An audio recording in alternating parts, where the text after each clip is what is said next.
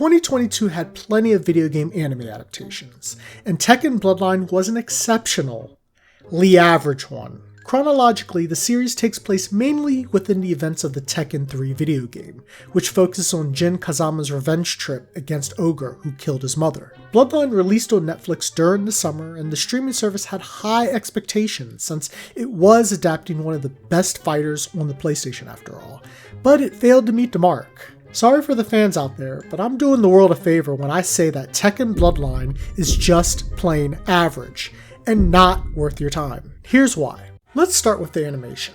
The CGI and cel shading filter that results in that 2D-like effect is pretty standard nowadays. In fact, you can find several anime that use it on the same streaming service alone.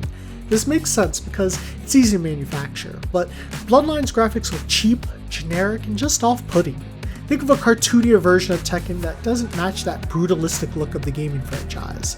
It's no surprise when you realize Studio Hibari contributed to animating the series. And if they don't sound familiar to you, then just know that Hibari is best known for creating this anime, which will explain everything.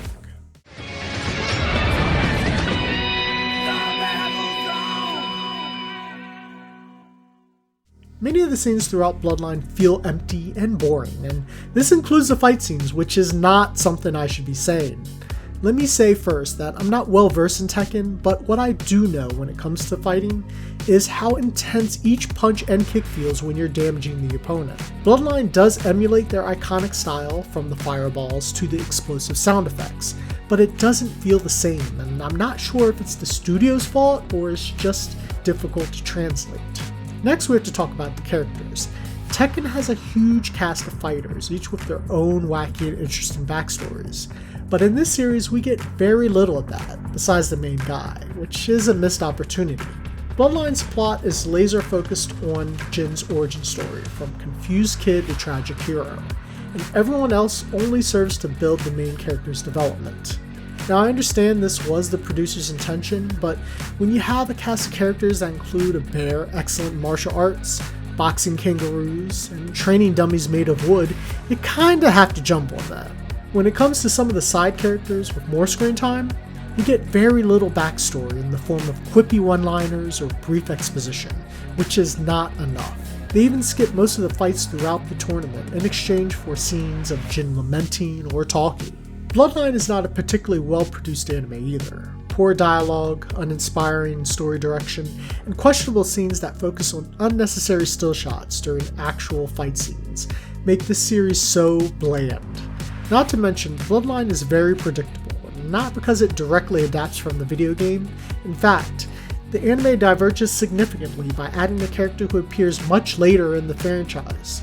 It's because the events throughout the series follow a simple formula that includes Jin facing adversity and then finding a way to overcome them. Tekken is known for its wackiness, and Bloodline lacks any of that dynamism that makes the franchise so fun to play. It seems to me that the producers told the story they wanted, closed up shop after that. They added filler scenes which lacked any spontaneity to finish out the rest of the series. Bloodline is only 6 30-minute episodes, and while I don't have a problem with that, as there are some excellent anime with similar episode counts, I think this series in its current format would have made a better movie, so they could cut out the unnecessary fluff and focus on the few exciting moments it does have. Take the first episode, for example. It's one of the few decent episodes in the series because we get an extended glimpse into Jin's mother, Jun Kazama, and how she lived and taught her son.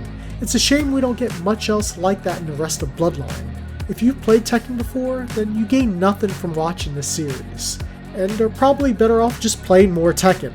For those who don't play the franchise and are just looking for some fighting anime, there are plenty other shonen that are far better than this. Tekken Bloodline knew their assignment, which was to convert one of their game's major plot points into a watchable anime that looks decent and maintains its authenticity. Does this mean the series is good? Not by a long shot. In fact, it's very underwhelming, and that is not worth your time. Now, if you got anything to say, I'd love to hear it and talk some more. Let me know your thoughts in the comments. You can send me an email, or you can find me on Twitter and Facebook. Oh, and one more thing. If you like what you're watching, feel free to subscribe by clicking that platypus to keep up with my latest videos. Thanks for watching, and stay nerdious.